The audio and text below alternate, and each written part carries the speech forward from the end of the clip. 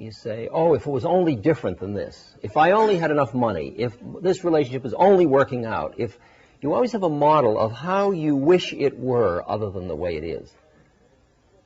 And there is a little flip that occurs when you look at things just the way they are, without expectation and without model, of letting go of expectation and letting go of model. You can have them around, but you don't hold the attachment to them.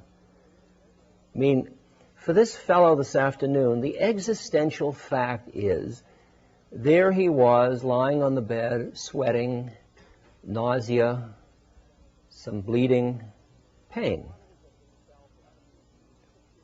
Models of himself, of who he used to be, pictures on the wall of who he was, not who he is now. Constantly comparing. That comparison is constantly recreating the suffering of the model of who he is.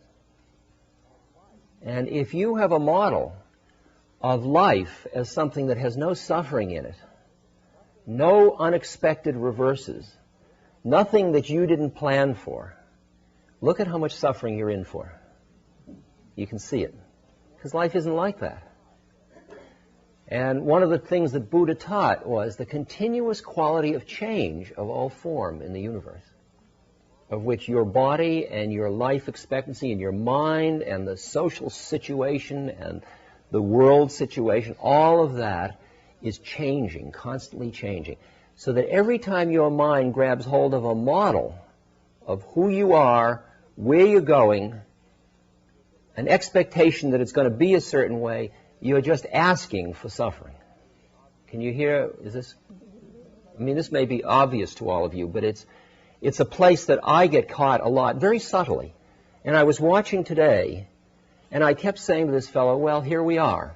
I mean, be here now, so to speak. And I said, just open. Let's open, and open to the sweating. Just allow the sweating to be. Here it is. We're all sweating. Sweating is.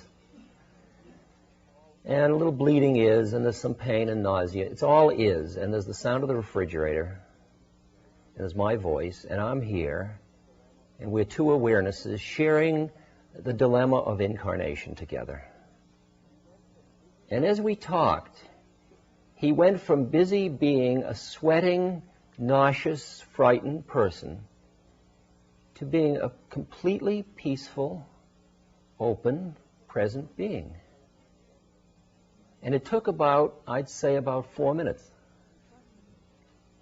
Now, he trusted me. I mean, he had written me a letter, and I answered, and I came. And he trusted me, and so that when I started to guide that meditation, he just went with it right away. I just sat on the bed, and I held him, and I just went through this meditation with him. Now, I thought,